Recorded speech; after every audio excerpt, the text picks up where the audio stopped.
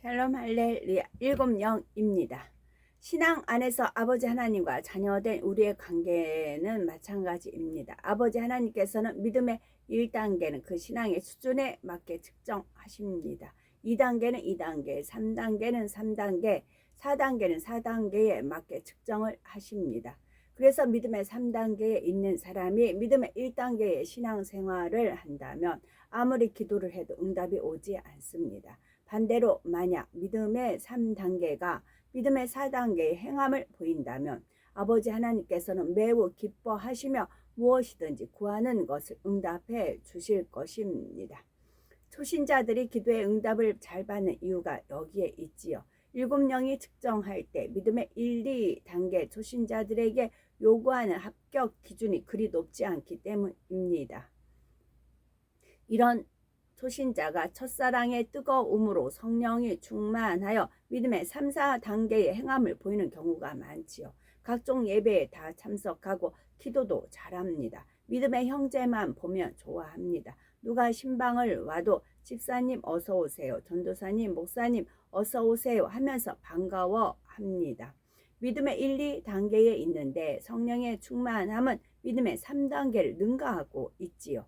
이럴 때는 기도하면 응답이 척척 옵니다.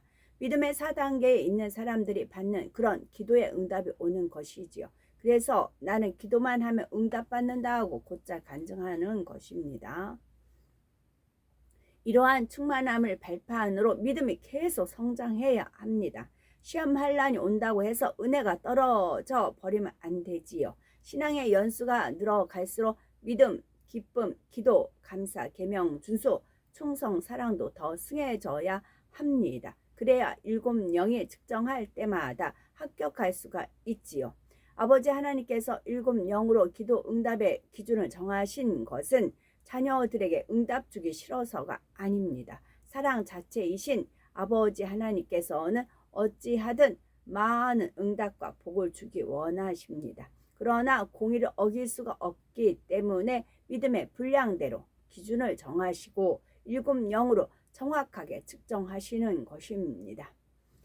7영이 측정하는 7가지 항목을 말씀드립니다. 우리가 7영의 측정에 합격점을 받을 수 있는지 내 스스로 점검해 보아야 되겠습니다.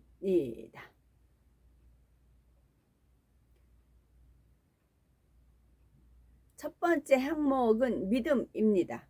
7영이 첫 번째로 측정하는 것은 믿음입니다. 성경에서는 분명히 믿음대로 되라 했지요. 그러면 우리는 믿습니다 하고 고백하며 기도한 대로 모든 것을 응답받고 계신지요. 우리가 진정 마음에서 믿어지는 참 믿음, 영적인 믿음으로 고백하고 기도했다면 그것은 반드시 실상으로 나타납니다. 그런데 자신은 믿는다 고백하며 기도했는데도 응답이 오지 않는 이유는 무엇일까요? 그것은 믿습니다 하던 고백이 마음 중심에서 믿어지는 믿음, 즉 영적인 믿음이 믿음의 고백이 아니었기 때문이지요. 머리로만, 지식으로만 알고 있는 육적인 믿음이었기 때문입니다. 우리가 머리로 아는 것을 입술로 고백한다고 해서 그것이 참 믿음의 고백은 아닙니다. 그러면 영적인 믿음이란 어떤 것일까요? 영적인 믿음은 눈에 보이지 않고 자신의 생각이나 지식에 맞지 않아도 아무런 의심 없이 믿는 믿음입니다. 아무것도 없는 무에서 유가 창조되는 것을 믿는 것이지요. 그런데 이러한 영적인 믿음을 갖고 싶다고 해서 누구나 마음대로 가질 수 있는 것이 아닙니다. 영적인 믿음은 우리가 악을 버리고 성결되는 만큼 위로부터 하나님께서 주십니다. 영적인 믿음은 우리가 악을 버리고 성결되는 만큼 위로부터 하나님께서 주십니다. 악을 버리고 성결되어 가는 사람은 그 입술의 고백도 진실해집니다. 하나님의 말씀에 자신을 비추어 볼 때 스스로 책망할 것이 없으면 하나님 앞에서 담대함이 생깁니다. 그래서 담대하게 무엇이든 구할 수 있고 자신이 지금 구하는 것을 분명히 하나님께서 들어주신다는 믿음도 확고합니다. 그 사람이 하나님의 말씀대로 사는 만큼 하나님께서도 위로부터 영적인 믿음을 그 사람에게 주시기 때문이지요. 하나님께 사람으로서는 불가능한 일이라도 하나님께서는 하실 수 있고 또 자신도 그렇게 믿는다고 생각하고 계십니다. 그런데 막상 어떤 문제가 터지면 믿는다 했던 것이 참된 믿음이었는지 다만 지식적인 믿음에 불과했는지가 드러나죠. 예를 들면 어떤 질병 얘기는 끊고요. 참믿음, 영적인 믿음을 가진 사람은 하나님께서 반드시 치료해 주신다는 믿음이 확고하기에 염려도 근심도 없습니다. 비록 어떤 죄를 지어 질병이 왔다 해도 회개하고 돌이키면 죄를 사해 주시고 죄가 사해지면 질병이 떠나감을 믿습니다. 철저히 통해 자복하여 죄의 담이 헐리면 그때는 마음의 치료의 확신이 오지요. 바로 아버지 하나님께서 위로부터 주시는 영적인 믿음이 오는 것입니다.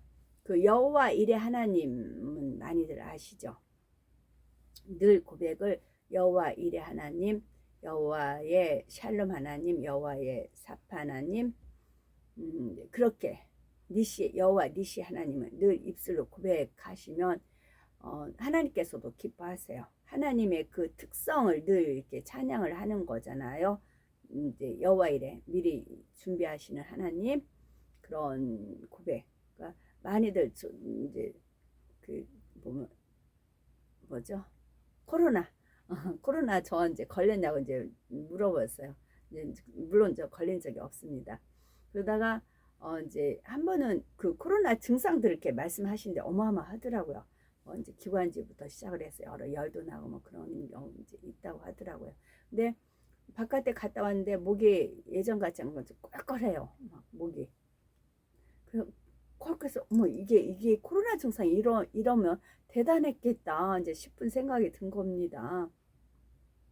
근데 저는 이제 번뜩 주님께서 이제 컨트롤 해주시니까 유자차 담아놓은 게 생각이 났어요. 맞다, 다 유자차 담아놓은 거 있지.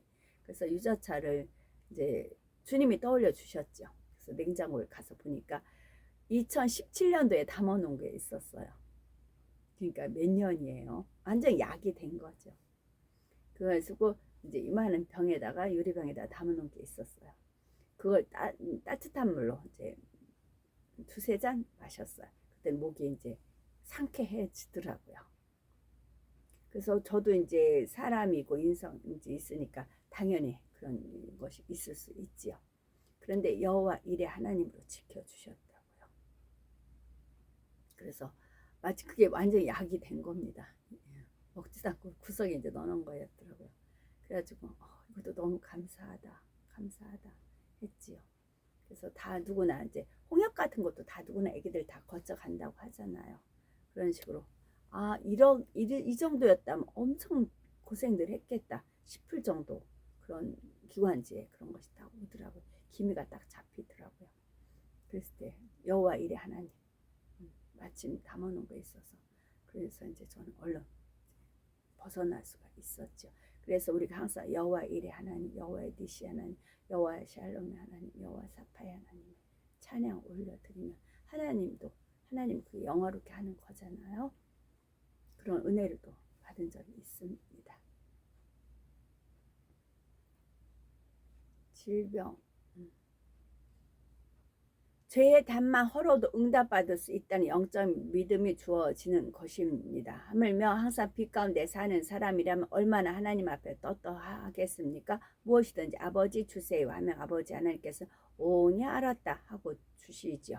요한일서 3장 21, 22절 사랑하는 자들아 만일 우리의 마음이 우리를 책망할 것이 없으면 하나님 앞에서 담대함을 얻고 무엇이든지 구하는 바를 그에게 받나니 이는 우리가 그의 계명들을 지키고 그 앞에서 기뻐하시는 것을 행함이라 한 것입니다. 이렇게 하나님과 돈독한 신뢰 관계를 맺는 우리가 되어야 되겠다는 말씀이고요. 우리가 영적인 믿음을 갖기 위해서 반드시 계명들을 지키는 행함이 있어야 합니다. 아버지 하나님께서 하라 하신 것은 하고 하지 말라 하신 것은 하지 않아야 되지요. 버리라는 것은 버리고 지키라는 것은 지킬 때라야 자기 스스로도 책망할 것이 없으니 하나님 안에서도 담대한 것입니다. 하나님 앞에서 담대한 것입니다. 아버지 하나님께서는 이렇게 우리가 진리를 행하는 것을 가장 기뻐하시지요. 그래서 그 기뻐하시는 자녀에게 응답과 축복을 주시는 것입니다. 이를 통해 우리는 영적인 믿음에는 반드시 행함이 함께 따름을 알 수가 있지요. 하나님의 말씀을 행하는 행함이 필요한 것입니다. 야고보서 2장 22절. 네가 보거니와 믿음이 그의 행함과 함께 일하고 행함으로 믿음이 온전케 되었느니라고 했고, 야고보서 2장 26절. 영혼 없는 몸이 죽은 것 같이 행함이 없는 믿음은 죽은 것이니라 했습니다.